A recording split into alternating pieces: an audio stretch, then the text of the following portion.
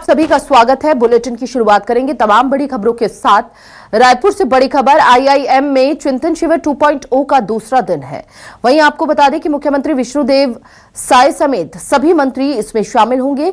सुशासन से निर्वाचन तक समावेशी डिजिटल व्यवस्था पर विस्तृत चर्चा। पहले दिन परिवर्तनकारी नेतृत्व, दूरदर्शी शासन पर हुई चर्चा। संस्कृति, सुशासन और राष्ट्र निर्माण जैसे विषयों पर भी हुई चर्चा। अलग अलग विषयों के विशेषज्ञ भी ट्रेनिंग दे रहे हैं। तो ये बड़ी जानकारी इस वक्त आपको दे रहे हैं। आईआईएम में चिंतन शिविर 2.0 का आज दूसरा दिन है और दूसरे दिन मुख्यमंत्री विष्णुदेव साय समेत सभी मंत्री इसमें शामिल होंगे। चिंतन शिविर है, संगठन में और कैसे मजबूती लानी है, सुशासन के निर्वाचन तक समावेशी डिजिटल व्यवस्था पर भी चर्चा होगी। पहले दिन परिवर्तनकारी नेतृत्व, दूरदर्शी शासन पर चर्चा हुई है। आज दूसरा दिन संस्कृति, सुशासन, राष्ट्र निर्माण जैसे विषयों पर भी चर्चा हुई। और वहीं आपको बता दें कि आज दूसरा दिन चिंतन शिविर का और इस दूसरे दिन में कई विषयों पर चर्चा होनी संभव है।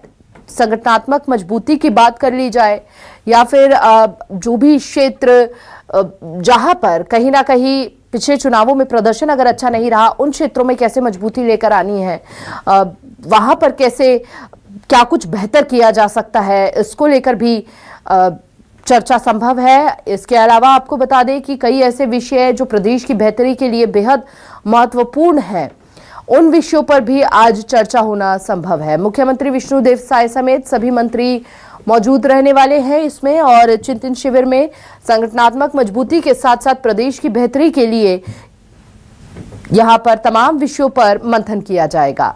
पहले दिन परिवर्तनकारी नेतृत्व, दूरदर्शी शासन पर चर्चा हुई। आगे की रणनीति पर चर्चा हुई। ज्यादा जानकारी के लिए सहयोगी लक्षिका साहू हमारे साथ जुड़ चुकी है। लक्षिका, आज चिंतन शिविर 2.0 का दूसरा दिन है। कल हमने देखा कि कई महत्वपूर्ण विषयों पर चर्चा हुई।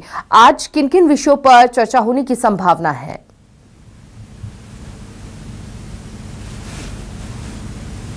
जी बिल्कुल, देखिए चिंतन शिविर का दूसरा दिन है। ये दूसरी बार ऐसा चिंतन शिविर लगाया जा रहा है और अलग अलग विषयों को लेकर लगातार जो मंत्री हैं उनको जानकारी दी जा रही है। तो देखिए, आज भी मुख्यमंत्री विष्णुदेव साय लगभग 10 बजे आईआईएम रायपुर पहुंचेंगे और यहां पर चिंतन शिविर का जो आयोजन किया गया है वहां पर शामिल होंगे।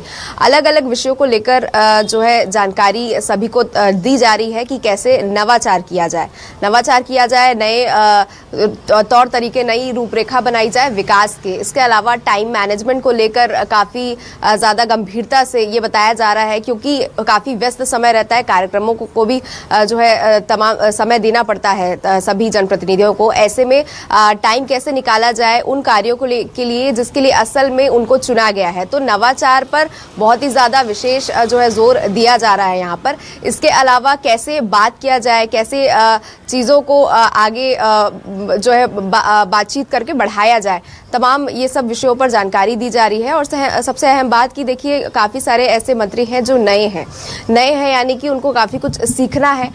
सीनियर जितने लीडर्स होते हैं, नेता होते हैं, उनसे तो सीखा ही जाता है, लेकिन ऐसे शिविर बेहद अहम हो जाते हैं जब इसमें जो है व्याख्याता बाहर से आते हैं, प्रोफेशनल्स आते हैं, वो जो है वो सिखाते हैं कि कैसे जो है सरकार में अलग अलग कार्य होते हैं, उनको समझाया जाता है। तो बेहद अहम शिविर है और दूसरी बार लगाया जा रहा है, ये अहम बात है।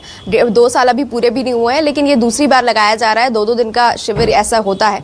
तो तमाम चीज़ों को लेकर जानकारी दी जा रही है, क्योंकि नवाचार की बहुत आवश्यकता है, क्योंकि विकास जो है करना आगे चल के छत्तीसगढ़ जो है एक विकास की दिशा की ओर आगे बढ़ रही है और जो है विजन छत्तीसगढ़ लेकर के छत्तीसगढ़ सरकार चल रही है। साथ ही साथ केंद्र में भी जो सरकार है वो एक विकसित भारत को लेकर के एक लक्ष्य बनाकर चल रही है। तो सभी को की ओर आगे बढ़ने के लिए किस तरीके से मंत्री अपनी ओर से जो है कंट्रीब्यूट कर सके, इसको लेकर अलग अलग विभिन्न विषयों को लेकर यहाँ पर जानकारियां दी जा रही हैं। जी बिल्कुल, जो भी अपडेट हो चिंतन शिविर 2.0 से जुड़ा हुआ आप पहुंचाते रहिएगा। फिलहाल बहुत बहुत शुक्रिया आपका तमाम जानकारी साझा करने के लिए लक्षिका।